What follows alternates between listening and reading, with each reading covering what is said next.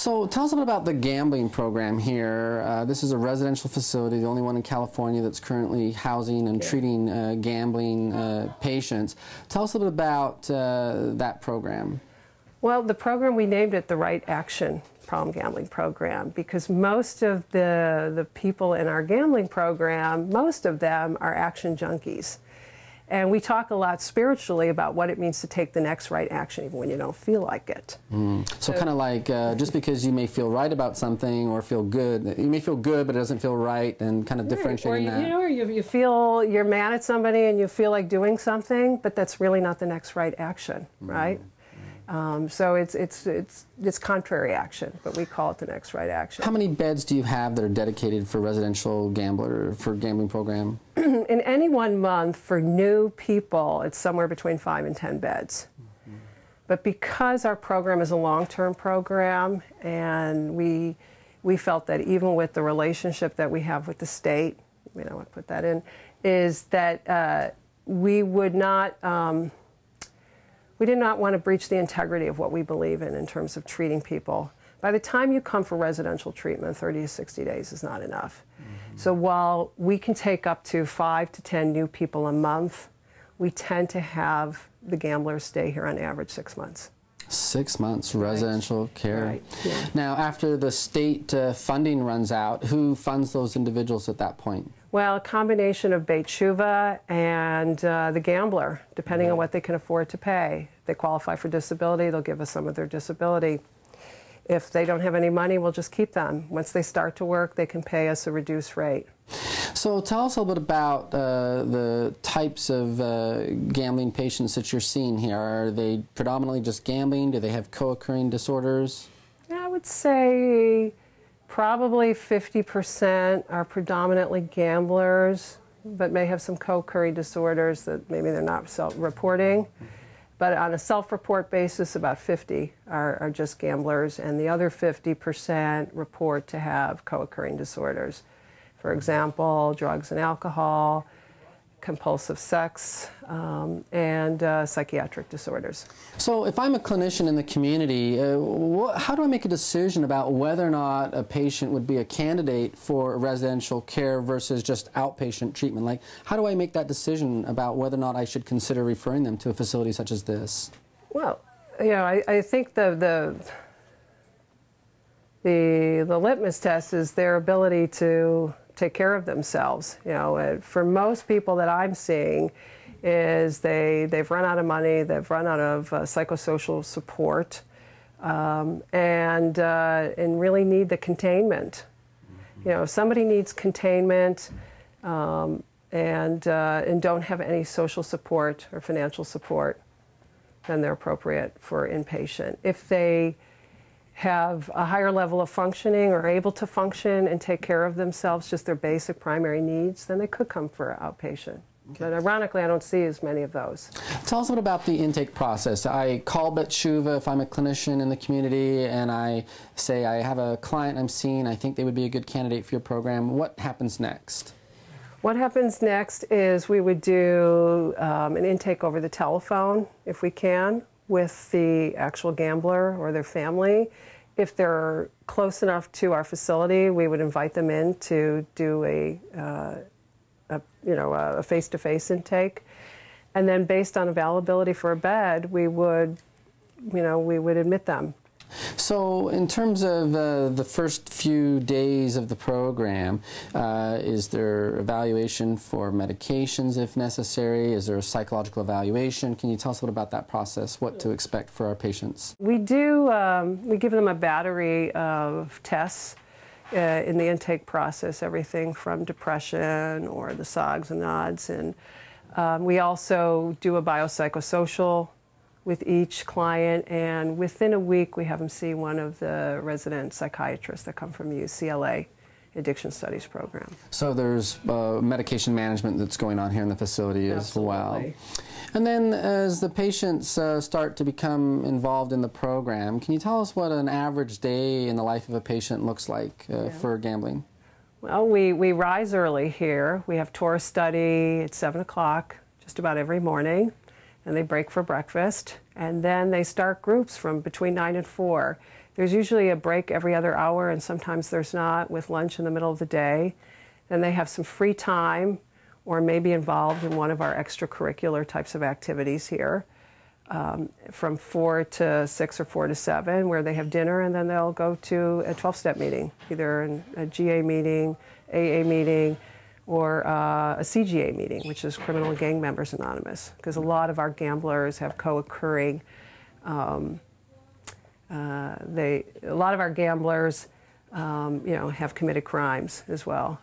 And are there legal resources here for them to tap into to kind of help address some of those issues? Absolutely. Because we started Beit Shuva with just ex-convicts, we have been dedicated and are pretty well known and well respected in the penal system and the local judicial system here. So we have a very heavy alternative sentencing or diversion program that's ongoing. In fact, probably 30% of our population are here either on a diversion case, so that means they're being sentenced to treatment versus prison or jail, or they're here on probation or parole. So tell us a little bit more about the programming. You said there's a variety of other types of, so there's group psychotherapy. How much individual therapy does a patient get in an average week here? How many individual sessions might they have? Okay, well, they'll have an individual session with their psychotherapist, and they'll have an individual session with their addictions counselor, and they'll have an individual session, if possible, with their spiritual counselor. If the client requires more therapy, more individual therapy, we can provide that for them, so it may be 2 times a week. So tell us a bit about the resources that you have for family, partners, spouses of gamblers. Well, we actually see the family as an instrumental part of the healing process, because we see addiction as a family problem and it requires a family solution.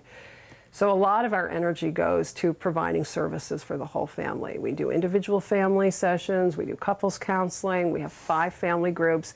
We have a specific family group just for gamblers. Wow. Yeah. Tell us a little about that group. What do they experience for the partners and the spouses? It's pretty interesting. It's because it's a combination of the gamblers, their parents, their spouses, sometimes their siblings, sometimes their children, and they get to experience sort of a 360 view of what a family is like under the influence of an addiction. And they get to see and experience how they were affected, and how everybody's affected in the family, really. And it gives them the ability to work towards the intimacy that was lacking and the functionability in the relationship. That word intimacy is kind of interesting. Intimacy is intimacy. It's this transparency, and addiction is often the antithesis of that. It's this secrecy that is kind of the lifeblood of addictive disorders. It's the veil. It's the false self, and I think that's the hallmark of our message here, is how to live transparently,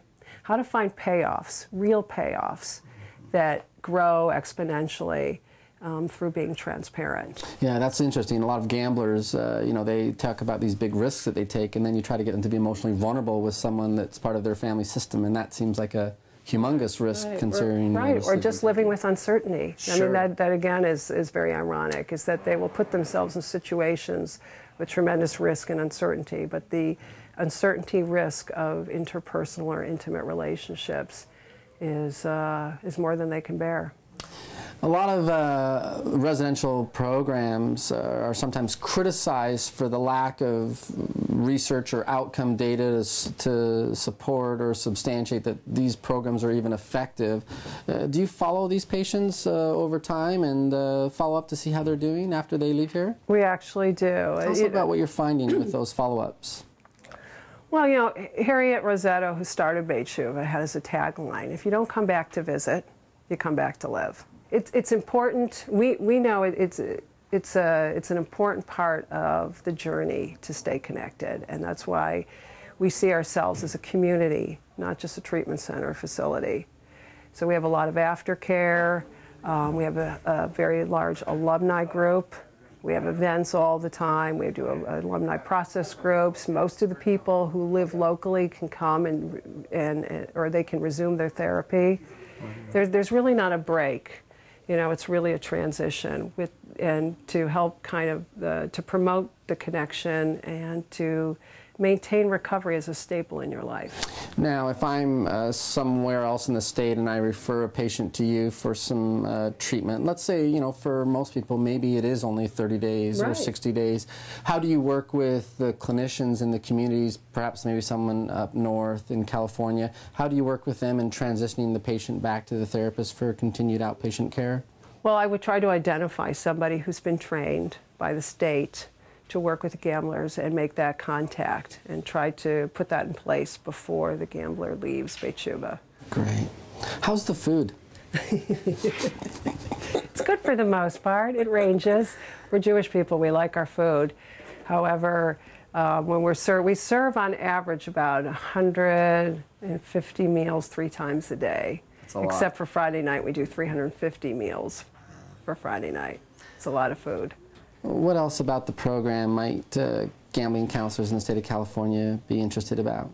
I think what's interesting is that for a long time, gamblers have felt like the stepchild of addicts. And it's been such a misunderstood addiction. You know, why can't you just stop? Can't you just gamble like a gentleman? And I think being able to come to a place where they're seen and recognized and understood and are able to develop that intimacy is what helps promote the healing. And I see it every day, and I'm wowed. I'm wowed by the thirst for intimacy, the thirst for connection, the ability to do it, to feel seen and understood is so important. And I think everybody's entitled to have that opportunity in their life. And in the community in which I represent, it happens here every day.